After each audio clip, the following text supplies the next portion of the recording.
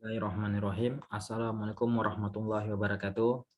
Ketemu lagi dengan saya Irja Syaputra, peserta Laskar CPNS 2021, Angkatan 38, Kelompok 2, PPSDM Kemendagri 0 Bukit Tinggi. Di sini saya akan coba menjelaskan mengenai penerapan World of Government atau WOG di Indonesia, di mana saya mengangkat contoh kasus pada instansi Mahkamah Agung dengan judul ECOT, sebuah wajah baru peradilan modern, di mana ECOT itu adalah administrasi dan persidangan secara elektronik, adalah layanan bagi pengguna terdaftar untuk pendaftaran perkara secara online, mendapatkan taksiran panjar biaya perkara secara online, pembayaran secara online, pemanggilan yang dilakukan dengan saluran elektronik, dan persidangan dilakukan secara elektronik.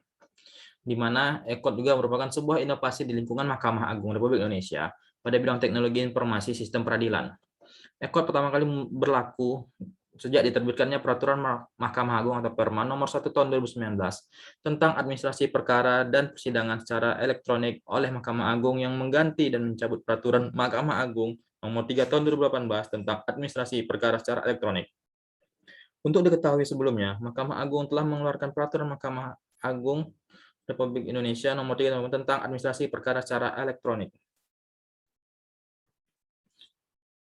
Perma tersebut memberikan payung hukum bagi implementasi aplikasi ECOT. ECOT dalam Perma ini mengatur mulai dari pendaftaran perkara e-filing, pembayaran perkara e-payment, pemanggilan para pihak e-summons, yang seluruhnya dilakukan secara elektronik atau online saat pengajuan permohonan gugatan perkara.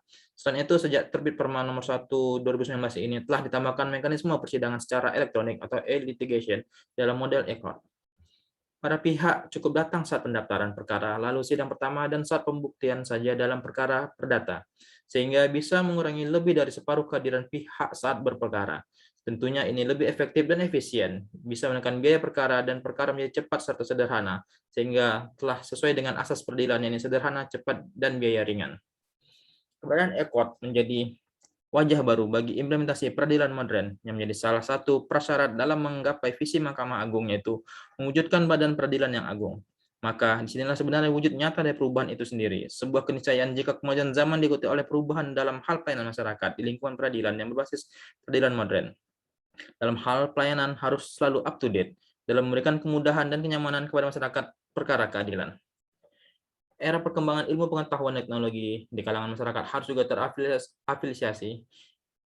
terafiliasi di lingkungan perkara Mahkamah Agung, karena masyarakat pencari keadilan membutuhkan pelayanan peradilan yang kekinian, dalam hal ini modern, mengikuti tren zaman, perkembangan zaman. Menurut saya, kelebihan ECOT itu menjadikan peradilan yang modern berbasis teknologi informasi terpadu. Kualitas pelayanan yang baik akan menjadi sebuah keuntungan bagi pengadilan. Bagaimana tidak, jika suatu pengadilan sudah mendapat nilai positif di mata masyarakat, maka masyarakat tersebut akan memberikan feedback umpan balik yang baik. Artinya, masyarakat memiliki tingkat kepercayaan yang tinggi akan kinerja Mahkamah Agung dan badan peradilan di bawahnya.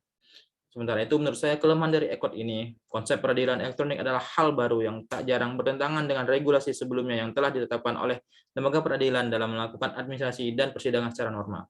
Belum sampainya informasi masyarakat kecil mencari keadilan, di mana masih terbatasnya informasi hanya sampai stakeholder-nya itu sebagai yang berperkara, itu sebagai penasihat hukum dari masing-masing yang berperkara.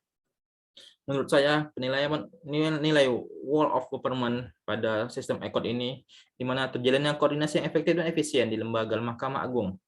Mahkamah Agung memiliki integrasi hubungan kinerja dengan instansi lain, baik di lingkungan eksekutif, legislatif, maupun yudikatif. Seperti contoh, mereka juga berhubungan dengan setiap kasus, dengan masalah pembayaran, juga dengan beberapa lembaga negara lainnya. Terciptanya kolaborasi di sektor Mahkamah Agung dan juga dengan Kementerian Keuangan, simplifikasi terhadap persidangan kasus yang terjadi. Mungkin itu yang dapat saya sampaikan. Lebih kurang saya mohon maaf. Saya akhiri, wabillahi taufiq wal hidayah. Wassalamualaikum warahmatullahi wabarakatuh. Sampai ketemu di video saya berikutnya. Bye.